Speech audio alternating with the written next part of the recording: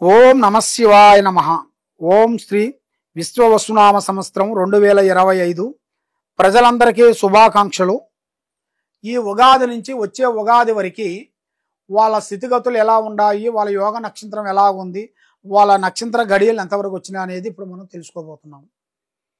మకర రాశిలో ఉండవలసిన వాళ్ళకి ముఖ్యంగా ఉత్తరాషాఢ నక్షత్రము 2, 3, 4 పాదములు అనగా, శ్రావణ నక్షత్రము 1, 2, 3, 4 పాదములు అనగా, ధనిష్ట నక్షత్రము 1, 2 పాదములు అనగా కలిస్తేనే మకర రాశి ఫలితాలు. మరి ఈ మకర రాశిలో ఉండవలసిన వాళ్ళకి ఆదాయం అంటే ధనప్రాప్తి యోగం 8%, ఖర్చు 14, రాజపూజిత 4, అవమానాలు 5. అంటే వీళ్ళకి ధనప్రాప్తి యోగంలో ఎంత కష్టపడి సంపాదించినా కూడా 50-50% అయిపోతుంటుంది. అంటే 50% సంపాదిస్తారు, 50% ఖర్చు పెడతారు. మరి వీళ్ళు ఎంత సంపాదించినా కూడా యథావిధిగా అలాగే ఉండిపోతారు. హై లెవెల్గా పోరు, డౌన్గా పోరు. ఎప్పుడు చూసినా కూడా ఒకే విధంగా ఒకే స్టైల్లోనే ఉంటారు. మరి వీళ్ళు మనస్తత్వం చాలా మంచిది, యథార్థమైన మనస్తత్వం. ఏదైనా మనసులో ఒకటి బయట ఒకటి నటించే నటన వీళ్ళ దగ్గర లేదు. ఏదైనా యథార్థంగా మాట్లాడతారు, ఉండదు ఉన్నట్టుగా మాట్లాడుతుంటారు. మరి వీళ్ళ మీద ఉండాల్సిన దరిద్ర గ్రహ దోష నివారణ అనేది ఎక్కువగా కనబడుతున్నాయి. మరి వీళ్ళకి కొన్ని విదేశాలలో విద్యారంగంలో కొంచెం చదువు గురించి కానీ, కొన్ని బిజినెస్ల గురించి కానీ, కొన్ని వ్యాపారాల గురించి కానీ కొంచెం వెళ్ళాల్సి ఉంది.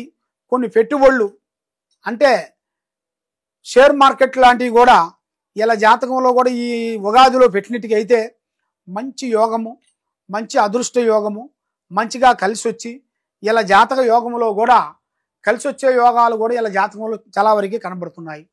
మరి ఇప్పుడు ఏ కార్యక్రమం అనుకున్నా, ఏ పని చేస్తాం అనుకున్నా కూడా కొన్ని సమస్యల వలన మనశ్శాంతి లేకోకుండా కొన్ని ఇబ్బందులు ఎదురవుతుంటారు.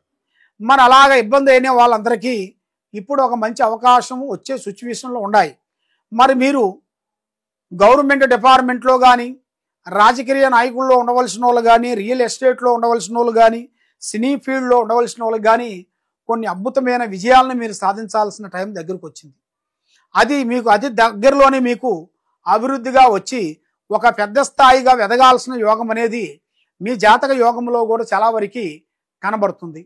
మరి ఇప్పుడు టయాలు అనేది మీకు అనుకూలంగా లేని దాని వలన మనసు ఒక దుక్కున పని ఒక దుక్కునగా ఉంది. కాబట్టి మీరు ఎక్కువగా మీరు పూజించాల్సింది శ్రీ మహావిష్ణు. ఆ దైవ ప్రార్థన అనేది మీరు చేయాలి. శ్రీ మహావిష్ణు పూజా విధానం మీరు చేసినట్టుకైతే మీ ఇంట్లో ఉండాల్సిన, మీ మీద ఉండాల్సిన కష్టాలు, దరిద్రాలు, శూన్యాలు వెళ్ళిపోతాయి. దీంతో పాటు శ్రీ వారాహిని మాత అమ్మవారిని పూజించినట్టుకైతే మీ మీద ఉండాల్సిన అష్టకష్ట దరిద్ర దోష నివారణ అనేది పోతుంది, లక్ష్మి నిలబడుతుంది. మీరు ఎక్కడికి పోయినా, ఏ కార్యక్రమానికి వెళ్ళినా 100% మీకు జయప్రదం అయ్యే మార్గాలు కొన్ని కనబడుతున్నాయి. కాబట్టి ఇక్కడ ఈ కింద ఉండాల్సిన నెంబర్కి మీరు సంప్రదించినట్టుగా అయితే మీ పేరుని బట్టి, మీ సమయాన్ని బట్టి, మీ యోగాన్ని బట్టి మీకు ఏం జరుగుతుంది, ఏమి జరగబోతుంది అనేది మొత్తం చూసి అన్ని మేము చూసి చెప్పగలుగుతాం.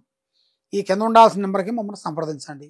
సర్వో జనా సుఖినో భవంతు. ఓం నమః శివాయ.